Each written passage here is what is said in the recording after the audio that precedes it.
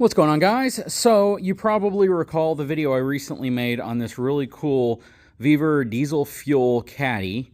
Has this awesome diesel pump on it as well. So this is actually designed to fill up our diesel powered equipment like the John Deere 50G mini excavator and the Bad Boy tractor.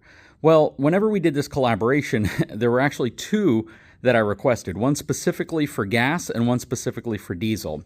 Unfortunately, I didn't read the description 100% well, and this one's also only made for diesel. So in the description, it actually had said gas storage, but then below it, it said diesel, lubricating fluids, and things like that. So even though you're looking at two very different looking containers, because this caddy is made out of steel, this caddy is made out of polyethylene, they both essentially do the same thing. Now, the pumps look a little different on each one of them as well. So the pumps are certainly not the same pump. This one says DC diesel pump. This one doesn't really have any wording on it. But again, this is also made for diesel. But their gas caddies look very similar to these, except they have a manual crank. So I'm assuming it has something to do with the pump itself, even though I have seen gasoline pumping electronic wands, the kind you stick down into like a 5-gallon container and you can pump gasoline out. So not 100% sure why this isn't designed for gasoline, but you know, it's definitely something I'm going to heed the warning of and not put gasoline in here. But I definitely wanted to show you what their other solution looks like, because again, this is also a diesel caddy, or, you know, lubricating fluids or whatever else you might need to pump into this or put into this and pump out. You have the same electric, well, you have a similar electric pump on it with your clear hose. The hose on this one also is a smaller diameter hose than the hose on this one. So that looks to be about a 1-inch hose. This looks to be about a 3/4-inch hose. You have an oil level indicator right here. So you essentially have a bobber inside of there that will go up or down to let you know how much oil you have inside of here, or fluid, or whatever you're putting in. And they do make polyethylene tanks that can hold gas. I mean, a good example of that is your standard gas can, your 5-gallon gas can. And then they also make steel tanks that can hold gas as well, because that's typically what you're going to see in a vehicle or on a generator or something like that. But here's just an example of a couple of different solutions that the folks over at Weaver have for being able to move around fuel. This is a 30-gallon, and this is a 32-gallon, I believe. We're definitely going to use this one. I'm not 100% sure what we're going to do with this one, because I don't need two of these. Might hold on to it. I personally kind of like the look of this one a little better, and the flexibility, even though this one has 4 wheels. So you have rotating casters on the front and really, really heavy-duty rubber wheels in the back. So who knows, I might hold on to them both, because, you know, fuel storage is certainly something that I can benefit from. And, you know, combined together, got over 60 gallons worth of fuel that I can carry in these. So that's never a bad thing. I just wish one of them was gas and one of them was diesel. Instead, I have 2 diesel now. I could always put some type of oil in here, but I don't go through enough oil in a year to justify filling this up with oil, unless I was going to do it to like change the oil in my truck and fill this thing full of, you know, Rotella or something like that. But anyways, I just wanted to show you what these things were all about. Again, super, super heavy duty casters. They're solid rubber. And of course, this one's steel, and that's polyethylene. They weigh about the same, so they're both relatively heavy. I kind of like the construction of this one better, but overall, both really good solutions if you need to be able to lug around diesel fuel. And again, they do have a gas caddy version of this one. And what I don't know is if the interior finish is different, or if they use a different paint or some type of different material on the inside to prevent the gas from breaking down whatever that interior coating is. So I'm not going to put gasoline in there and test it out, but yeah, very, very cool setup. These are absolutely handy if you have a need for a lot of fuel storage, but you don't have a need for like 500 gallons worth. I actually called a local fuel delivery company, and they said the minimum they could deliver in terms of diesel or gas was going to be 500 gallons. I don't have anything to store 500 gallons. I don't think I would go through 500 gallons in a year. Well, maybe in a year, but I don't necessarily want to store that much out here, especially in the Texas heat where things can get kind of bad. And then the other side of it is they charge a delivery fee for it as well. So for me, it actually makes more sense to take these to a gas station, fill them up, and just bring them back here. And I could always haul them over there in like my little gray cargo trailer. So it's a lower approach to get these on board and easier to get them off. And then I can just strap them to the floor or the sidewall. Anyways, Hope you like them. These things are pretty cool. Super affordable compared to what else is out there on the market. And you get a discount if you use my channel coupon code. Okay, so we have the 73 Ford F350. This is a Super Camper Special. If you haven't checked it out yet, definitely go back and look at the videos on this thing. It is an absolute beast and a beauty. I mean, check this out. Such a cool truck. And the nice thing about this specific one is that it's not so restored that we don't have projects and things that we can do to it. It still has a lot of potential, a lot of things that we're going to be doing to it. But I've kind of rearranged the shop here a little bit. So I've moved these two countertops from this area over here to this area. The challenge with keeping it in here when we're working on it is I have to constantly back it out whenever I want to get my tractor and equipment out. So I've kind of set it up now in a way that I can back my tractor out. I can get both zero turns out if I need to. And I got plenty of room now to keep all my equipment in here as well as work on the truck. And the cool thing is pretty much everything I have rolls except for this right here. That one doesn't roll. It's very heavy, but it's easy enough to slide if we need to.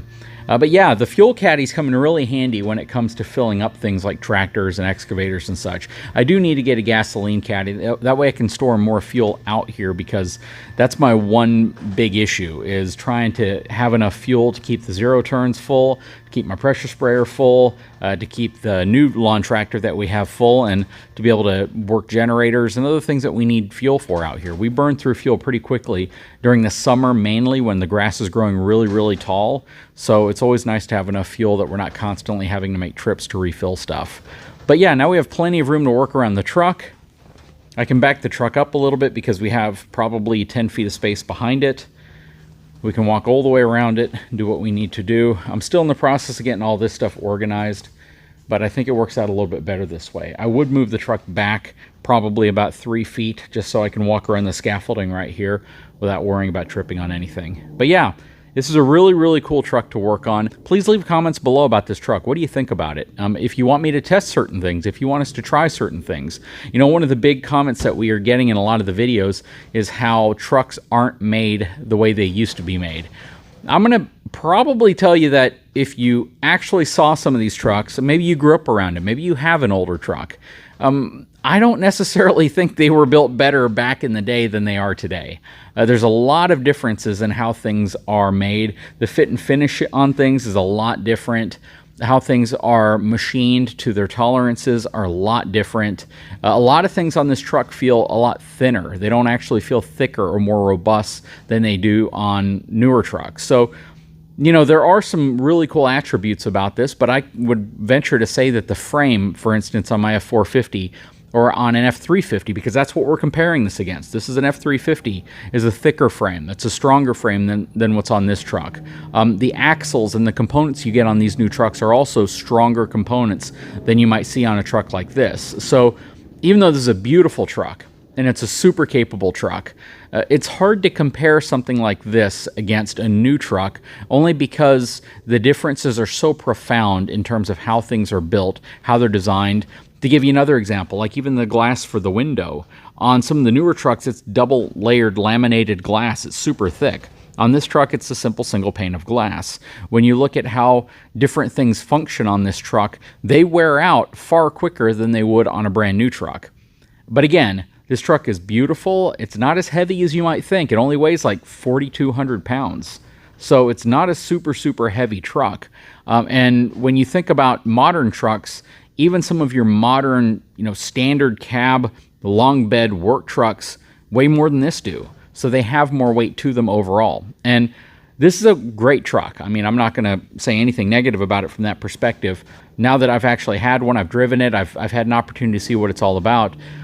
Besides the looks and I guess the more basic feel of this truck, it's hard to say that this is a better truck than a new truck. I really couldn't imagine a world that anybody would live in that, unless they just wanted a classic truck, they could say that this is a better, more reliable platform than a new truck. If I had a new F350 regular cab, long bed truck sitting next to this single rear wheel, and I were comparing the two side by side, yes, this truck was probably like $4,000 brand new, $5,000. I don't know how much it was, but let's just assume between $3,000 and $5,000 brand new.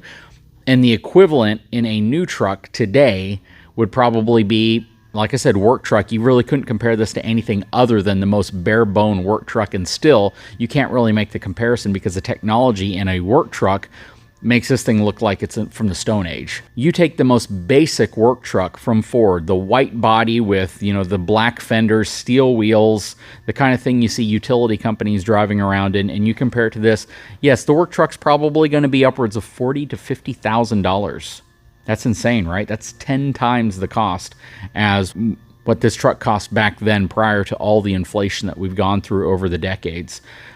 But I would still venture to say that the new truck, in any way you slice it, compared to this one, if both were brand new, sitting next to each other, brand new off the showroom from 73, brand new off the showroom from 2023, 2024, the new truck would be far, far, far more reliable than the old truck. And, you know, this truck, again, only has about 90,000 miles on it. And when you look at things that are going to have to be replaced, things that you have to worry about, things that you have to take into consideration and compare it to a new truck, the new truck probably wouldn't have to worry about most of those problems for 150 to 200,000 miles. Whereas this truck, you're finding things that need to be replaced, things that need to be done to it. And honestly, if you stored this and treated it like a newer truck, there'd be a lot more rust on it. There'd be a lot of other issues that you just don't have to deal with newer trucks. Prices are insane. I'll be the first one to say it. I'll preach it from the mountains. Prices are insane on new trucks. They're super, super high. But when you compare now what you get to what you had before, a lot of people are going to say, I would take this truck in a heartbeat. I possibly would too. This thing is absolutely a beautiful truck, but you can't really compare it to a new truck. There's just too many differences. Anyways, guys, sure hope you enjoyed the video. If you haven't had a chance, please take a moment, subscribe to the channel, give me a thumbs up, and we'll talk to you again real soon.